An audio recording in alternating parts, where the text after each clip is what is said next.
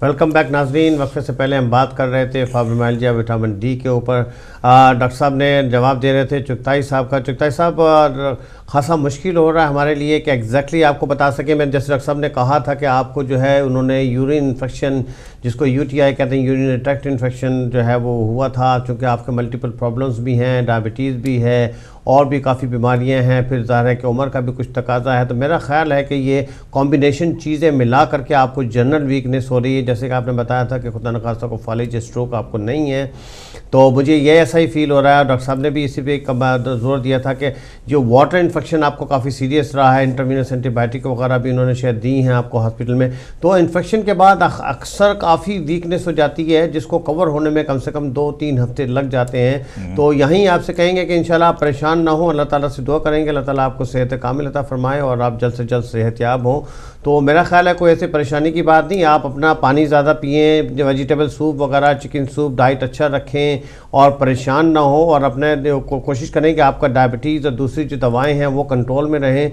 और अपने जीपी से रब्ता करें। अगर 1-2 हफ्ते में आपकी जो मसल वीकनेस और कमज़ोरी अगर ठीक नहीं होती तो फिर आप अपने डॉक्टर से ज़रूर रब्ता करके और वो ज़रूर दिखाइए। डॉक्टर साहब आगे चले कि हमारी एक सिस्टर थी मैनचेस्टर से, उन्होंने कॉल की थी, उनकी वालदा के बारे में बात कर रही थी और बड़े नॉन स्पेसिफिक सिम्टम्स है कि बर्निंग, तो उनके बारे में तो उनको जवाब देना दीजिए। मेरे ख्याल से ज़रूर ये अपनी माँ के लिए परेशान हैं। बेसिकली मदर जो हैं वो मेरे ख्याल से गुड एज की तो होंगी, 58 थी, उनकी ज़्यादा उम्र नहीं है। हाँ, तो उनको लेकिन प्रॉब्लम उनको कई हैं। उनको मल्टीपल प्रॉब्लम है। डायबिटीज़ है जो कि 30 साल से है। उनको हार्ट अटैक भी कई बार हो चुका है और उनको पेसमेकर लगा हुआ है। उनको ब्लड प्रेशर की भी प्रॉब्लम है, उनकी कोलेस्ट्रॉल भी हाई है और ओवरवेट भी है। तो ये अगर आप इन कॉम्बिनेशन को देखिए तो she has got quite a significant illness. Part of that is related to the poor control of weight and diet. तो डाइट कंट्रोल उनको ज़रूरी है। अब वो उनकी मेन प्रॉब्लम जो है उसके बारे में बात करना है। जो इनको बर्निंग हो रही है, शोल्डर के बीच में हो रही है, कभी कभी चेस्ट में भी आ जाती है, कभी कभी उसका क्या नाम है बैक में भी, थोड़ा लोअर बैक में भी हो जाती है। लेकिन बेसिकली इनकी जो बर्निंग है वो कह रही है कि इतना होती है कि उनको लगता है कि जैसे गरम हो गया है और इनको भी महसूस होता है। हमारे ख्याल से प्रॉब्लम ओवर हियर जो ये है कि ये डायबिटीज़ से हो सकता ना रिलेटेड हो। ये मुझको प्रॉब्लम लगती है कि इनको स्पॉन्डिलोसिस है, इनको जो स्पाइनल कार्ड के नर्व रूट निकल रहे हैं उनके ऊपर प्रेशर है या इन्फ्लेमेशन है, जिसको कहते हैं रेडिकुलोपैथिक पेन और नर्व रूट पेन। और ये जो है डायबिटीज़ में और ज़्यादा हो जाता है और कभी कभी नॉन डायबिटीज़ को भी होता है। ऐसी नहीं कि डायबिटीज़ को।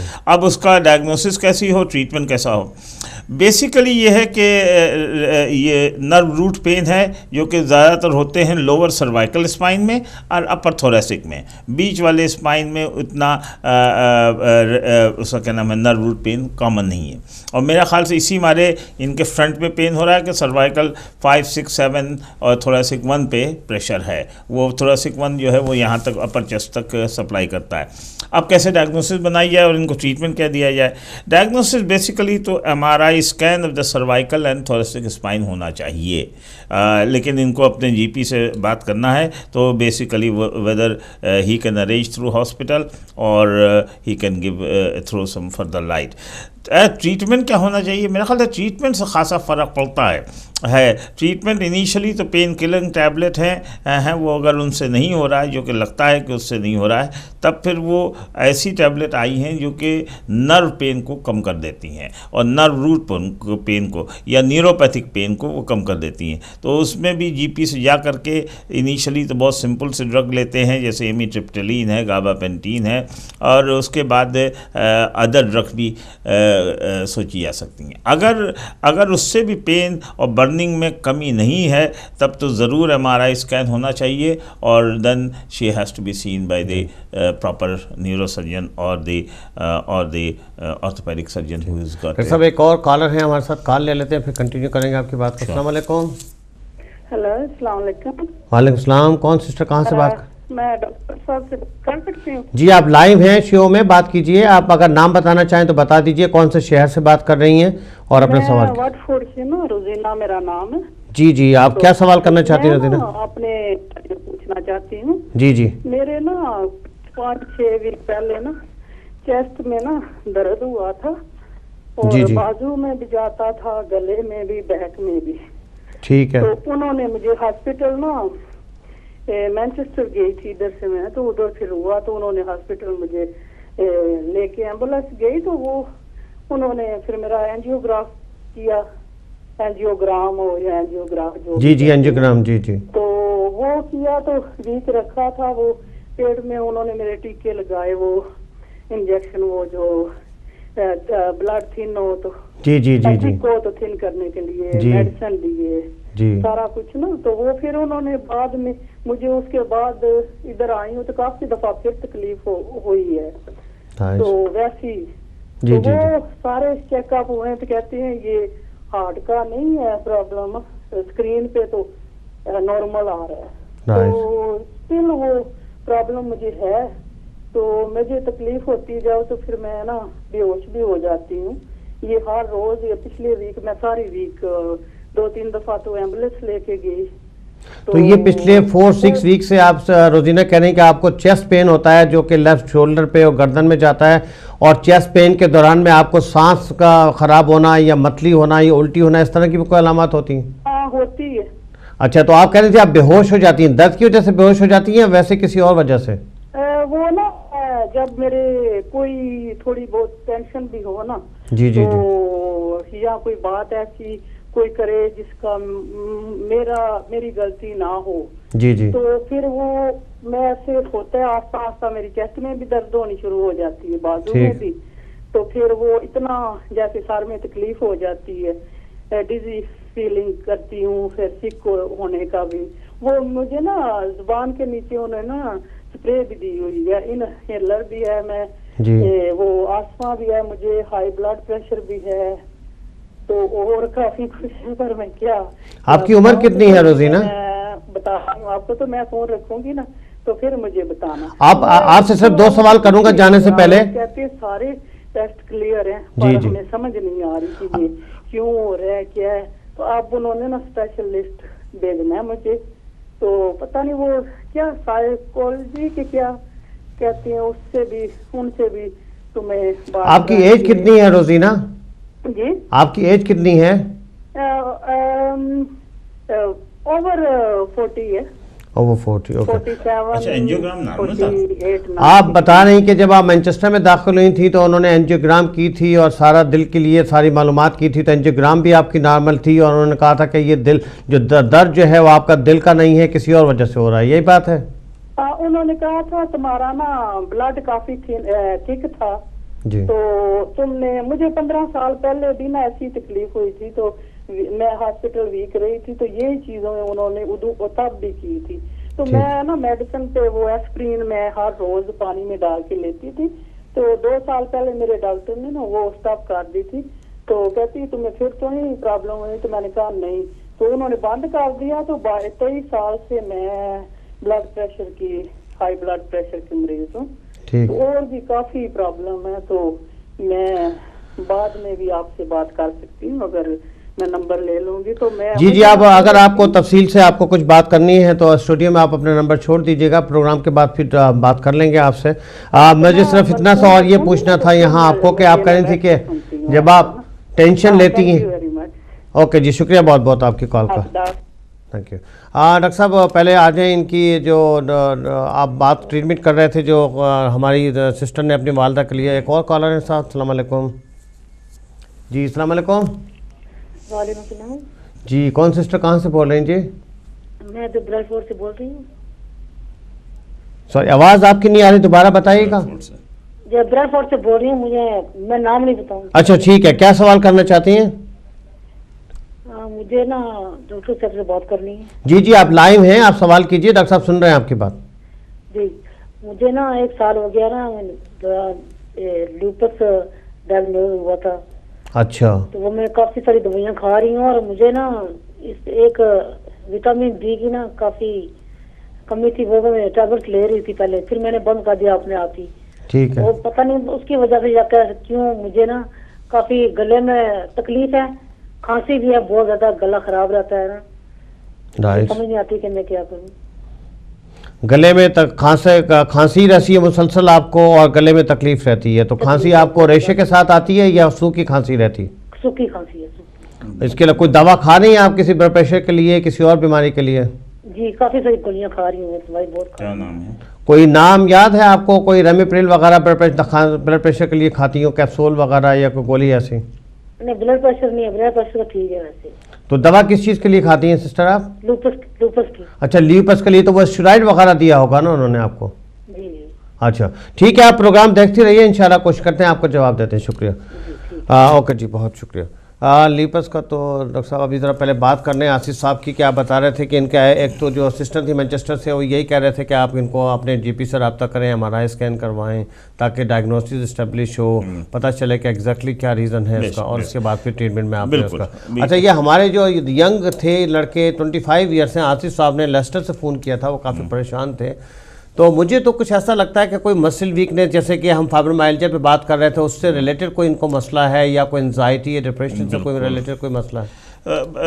आसिफ का बेसिकली प्रॉब्लम यह है, यंग आदमी है, इनको विटामिन डी की डिफिशिएंसी कहते हैं कि वो थी और वो ठीक हो गई, लेकिन जनरलाइज इनको पेन रहता है, नमनेस रहती है, खड़े नहीं हो पाते हैं, जल्दी टेंशन में आ जाते हैं, कहते हैं दर्द हर जगह पे होता है।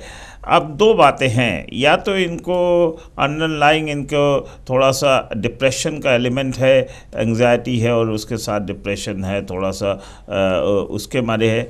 ये जो मैं पहले बात कर रहा था फाइब्रोमाइल्जिया का, वो भी एक पॉसिबिलिटी है इनको, क्योंकि डिफरेंट एरियाज़ में पेन है, कोई जॉइंट में पेन नहीं है, मसल्स में पेन है, एक है नमनेस है और खड़े नहीं हो सकते ज़्यादा देर तक, तो इनको फाइब्रोमाइल्जिया है की भी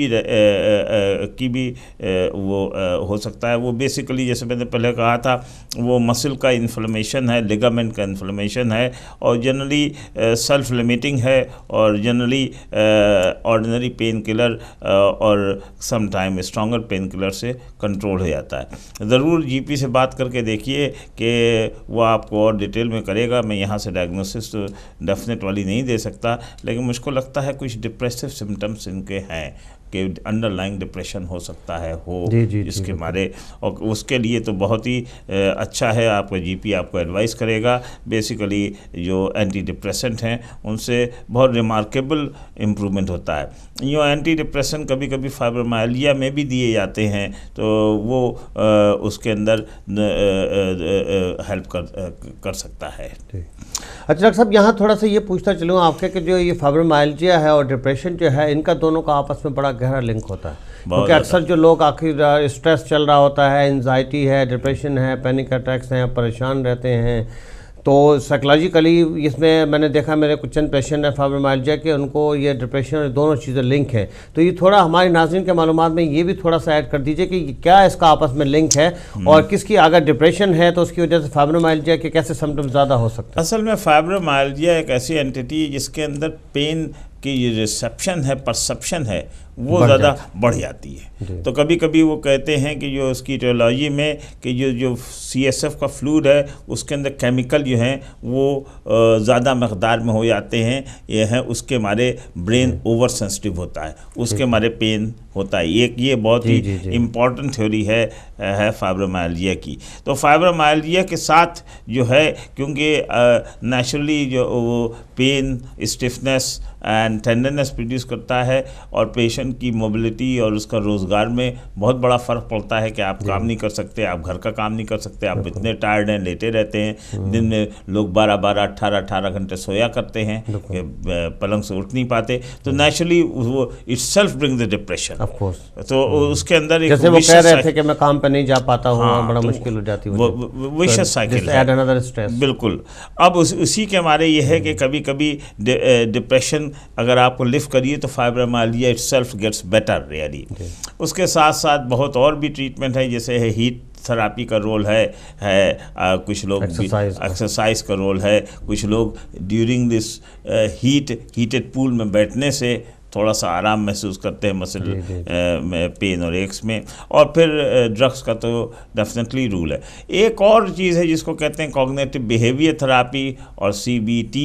बेसिकली वो ये है कि मैं आदमी से डिस्कस करिए, वो आपको रीइंफोर्स करते हैं आइडियाज़ को कि आपके कोई सीरियस बात नहीं है, आपको जो है ये पेन सेंसिटिविटी ज़्यादा हो गई है, और आपको वो तरकीब बताते हैं, वो स्पेशलिस्ट साइकोलॉजिस्ट होते हैं, वो he can help you in cognitive behaviour therapy really. अच्छा, दूसरी हमारी जो सिस्टर थी रोजीना वाटफोर्ड से, उन्होंने फ़ोन किया था, वो बता रही थी कि उनको एंजियोग्राम नॉर्मल हुई, बस नॉन स्पेसिफिक टाइप का चेस्ट पेन इनको हो रहा है। हाँ, लेकिन चेस्ट पेन जो रुबीना का है वो खासा cardiac type of chest pain है, क्योंकि कहती हैं चेस्ट में भी पेन होता है, लेफ्ट आर्म में भी होता है, नेक में भी होता है, और एटलीस्ट 2 या 3 बार कह रही हैं मुझको इमरजेंसी में एम्बुलेंस हॉस्पिटल ले गई।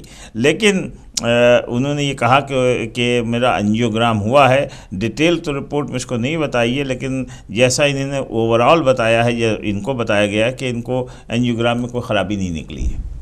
तो अब it is a cardiac sounding angina sounding chest pain but with a normal angiogram. That's what it is. Atypical chest pain. Atypical chest pain. अब भाई ये चेस्ट पेन, लेकिन वो कह रही थी कि मुझे थोड़ी सी कोई बात कहे तो मैं ओवर सेंसिटिव हूँ, बड़ी जल्दी परेशान हो जाती हूँ। बिल्कुल। तो मेरा तो ख्याल है कि ये मस्कुलर एटिपिकल चेस्ट पेन ही है, अगर एंजियोग्राम नॉर्मल है। अगर एंजियोग्राम नॉर्मल है तो कोई घबराने की बात नहीं है। वही मैंने कहा, डिटेल में एंजियोग्राम की रिपोर्ट देखना पड़ेगी, इनको डिटेल में GP से बात करना पड़ेगी, क्योंकि GP के पास हर रिपोर्ट आ जाती है एवेंचुअली, तो ही कैन सी एंड से इट इज़ टोटली नॉर्मल और नॉर्मल के मतलब ओवरऑल हर एक आदमी के कोई तीनों आर्टरी जो है वो बराबर के 100% नहीं होती, किसी को थोड़ी सी ब्लॉक है, वो देखना है कि कितनी ब्लॉक है, मेन आर्टरी ब्लॉक है उस के नहीं है। तो इस मारे हम डिटेल में जब तक देखे नहीं तो मुश्किल है। लेकिन there are entity call non ischemic pain, chest pain, इनको हमको लगता है इनको एज़मा भी है और ब्लड प्रेशर भी इनको प्रॉब्लम है। तो हो सकता है कभी कभी एज़मेटिक को भी problem chest pain tightness with asthma हो जाती है। लेकिन ये है कि ज़रूर ये है कि एंजियोग्राम अगर नॉर्मल है तो एक हिसाब से ठीक है और कोई सीरियस प्रॉब्लम नहीं होना चाहिए। ब्लड थिनिंग टैबलेट ज़रूर खाना चाहिए। अब वो जो GP आपको दे, whether aspirin is as good as any other blood thinning tablet really, अगर हार्ट रेट इज़ नॉर्मल। मतलब मेरा है कि अगर ब्लड प्रेशर नॉर्मल है, कोई और रिस्क नहीं है उनको ब्लीडिंग का, तो एस्प्रिन रिकमेंडेड। अच्छा डॉक्टर साहब, आखिरी हमारे प्रोग्राम के आखिरी 5 मिनट बाकी हैं, तो एक और खातून थी, उन्होंने ब्रेडफोर्ड से कॉल की थी हमारी सिस्टर ने। उनकी उम्र तो मुझे जहन में याद नहीं रही कितनी थी। उन्होंने ल्यूपस उनको डायग्नोज हुई है, और ल्यूपस की वजह से चूँकि ये मल्टी सिस्टर डिजीज़ है, तो इसकी वजह से आपके लंग्स की फाइब्रोसिस भी और ये सारे चीज़ें होने का डर होता है। नॉन स्पेसिफिक किस्म की खांसी चल रही है और सोर थ्रोट हर वक्त रहता है। तो इसके बारे में विटामिन D भी उनकी लो थी, जिसका इनको इलाज किया गया, तो इनको ज़रा थोड़ा सा बताइए। लेडी जो ब्रेडफोर्ड से आपने बात करी है, ये डिजीज़ जो है इसको आपने सही कहा, लूपस कहते हैं, और इसको कहते हैं डिसेमिनेटेड लूपस एरिथेमेटोसस, इसका पूरा नाम है। बेसिकली ये जो है कनेक्टिव टिश्यू की डिजीज़ है, इम्यून सिस्टम इन्वॉल्व होता है, और इस मारे ये डिज़ीज़ क्रॉनिक है। ये जो है लंबे अरसे से आपको होगी, और ये चला करती है अप एंड डाउन, कभी बढ़ जाती है कभी घट जाती है। वेदर टेम्परेचर और कोल्ड से भी थोड़ा सा फ़र्क पड़ता है, और इसके डिज़ीज़ के अंदर मल्टीपल आर्गन कुछ न कुछ तरह से इन्वॉल्व हो जाते हैं। कॉमनली ब्लड प्रेशर होता है इसके साथ, कॉमनली कभी कभी किडनी इन्वॉल्वमेंट हो जाता है, और कॉमनली जो है वो जॉइंट पेन या आर्थराइटिस, जिसको लूपस कहते हैं। रेयरली इसके अंदर जो है वो लिवर इन्वॉल्वमेंट के मारे आपको कभी कभी थकावट और पेन स्टार्ट हो जाते हैं। कफ जो आपको है इसको दिखा दिएगा। लूपस लंग डिजीज़ जो है वो रेयर है, तो इस मारे मुझको नहीं लग रहा है कि लूपस के मारे आपको कफ है। डॉक्टर साहब ने, हैदर भाई ने ज़रूर पूछा था कि आपको कोई ब्लड प्रेशर या कोई ऐसी टैबलेट नहीं मिल रही है, या लूपस के लिए टैबलेट नहीं मिल रही है, क्योंकि लूपस के भी नए नए ट्रीटमेंट हैं।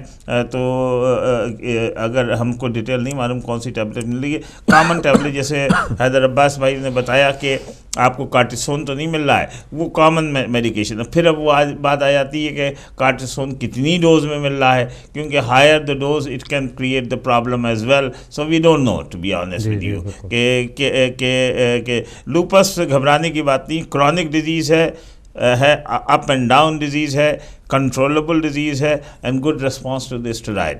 As regard to the vitamin D आपको भी कम मिला है, तो विटामिन डी तो मैंने पहले भी अर्ज़ किया था, 3 लोगों ने इसकी बात करी है। It has to be properly given. In fact people don't get the adequate vitamin D replacement. पहले जैसे है हर विटामिन को, जैसे B12 विटामिन है वैसे ही विटामिन डी है, कि पहले आपको बॉडी स्टोर को कंप्लीट करना है, उसको ठीक करना है। तो उसके लिए फर्स्ट 2 वीक्स और 10 डेज हम तो very heavy dose of vitamin D देते हैं। उसके बाद मेंटेनेंस डोज में, जो कि 1000 यूनिट ए डे है, वो for a long time, and occasional monitoring of the blood should be done. तो मैं इस मारे पूरा जवाब नहीं दे रहा हूँ कि कुछ फैक्ट्स जो हैं वो मुझको नहीं मालूम है, लेकिन ब्रेफर्स आपने किया था, लूपस आपको है और विटामिन डी की कमी है, दोनों खासे हद तक ट्रीटेबल है। विटामिन डी तो ऑलमोस्ट क्योरेबल है, लूपस भी कंट्रोलेबल है। तो आपको बस ये बात बताना। शुक्रिया डॉक्टर साहब, बहुत बहुत शुक्रिया। हमारे प्रोग्राम का वक्त ख़त्म हो चुका है, तो आपसे आखिर में कोई अगर कम्युनिटी के लिए मैसेज देना चाहें इंशाल्लाह, फिर आपके बहुत बहुत शुक्रिया आपके आने का। मैं इंतहा मशकूर हूँ कि आज आप बहुत मसरूफ़ थे, उसके बावजूद भी आपने कम्युनिटी के लिए टाइम निकाला। ये आपकी डिवोशन है, क्योंकि इसका अजर अल्लाह ताला आपको देगा, और इंशाल्लाह हम आपके लिए दुआ। इंशाल्लाह फिर किसी प्रोग्राम में आपसे मुलाकात है। बहुत बहुत शुक्रिया हैदर भाई आपका बुलाने का। आप हमेशा बहुत ही उम्दा यहाँ पे प्रोग्राम करते हैं, और ख़ास तौर से हमारे हिदायत के नाज़रीन को ये बहुत अच्छा इंटरैक्टिव सेशन मिलता है, और मुझको बहुत खुशी होती है कि लोग बहुत क्वेश्चन करते हैं। आज 7-8 क्वेश्चन आए, और बहुत ही लोगों को the only problem is that we can advice, because I am not sitting in front of the patient, it becomes very difficult, but overall advice, overall right path, overall management we can talk about. और हमारे programme का मकसद भी यही है कि हम एक डायरेक्शन दे दें पेशेंट्स को, हेल्थ अवेयरनेस इम्प्रूव कर दें, ताकि वो अपने जीपी से, डॉक्टर से जा करके वहाँ तफसील से बात कर लें। नाज़रीन, इसी के साथ हमारे प्रोग्राम का वक्त अब ख़त्म हुआ चाहता है।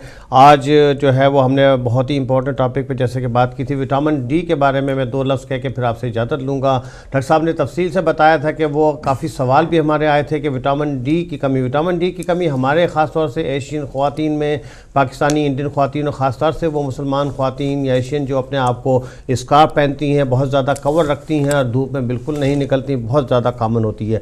तो मैं उनसे यही कहूँगा कि 2 सोर्सेज हैं। विटामिन डी का जो मेन सोर्स होता है वो सन से मिलता है, सूरज। यहाँ हमारे यहाँ एक तो निकलता बहुत कम है, और अगर निकलता है तो फिर हम उसका फ़ायदा बहुत ही कम उठाते हैं। जैसे कि आज सनी डे है, सूरज निकला हुआ है, तो तमाम नाज़रीन जिनके विटामिन डी की कमी है उनको मैं ज़रूर मशवरा दूँगा कि सन बाथ रहें, सन में जितना वक्त आप गुजार सकें ज़रूर गुजारें, ताकि विटामिन डी की सिंथेसिस सन से बहुत ज़्यादा होती है।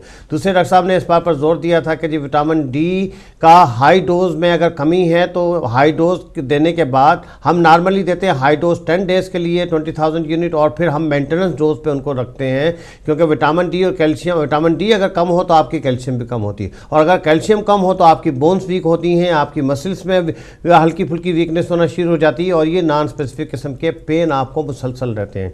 तो इसके लिए यह है कि ज़रूर अपने जीपी से रब्ता करके ज़रूर मेंटेनेंस डोज पर रहें, और जैसे वो आपको मशवरा दें। तो अगर किसी कॉलर के हम जवाब मुकम्मल तौर पे नहीं दे सके हैं तो इंतहाई माज़रत चाहेंगे, क्योंकि हमारा प्रॉब्लम ये होता है यहाँ नाज़रीन सामीन के हमें आपकी पूरी तफसील हिस्ट्री नहीं मालूम होती बीमारी, और इस मकसद प्रोग्राम का मकसद भी यही है कि हम यहाँ ट्रीटमेंट या इलाज नहीं बता रहे होते। हमारी कोशिश ये होती है कि हम आपको एक हेल्थ अवेयरनेस, एक डायरेक्शन दे दें, कि ताकि आप अपने डॉक्टर से, जीपी से आप डबल अपॉइंटमेंट लेके उनसे बात करें, और जो उन सवालों के हमने आपको डायरेक्शन दी है उनसे तफसील से उनसे बात करें। तो इसी के साथ इंशाल्लाह अगले हफ्ते फिर मुलाकात होगी आपसे। जब तक के लिए इजाज़त दीजिएगा, मुझे अपनी दुआ में ज़रूर याद रखिएगा। अल्लाह हाफ़िज़।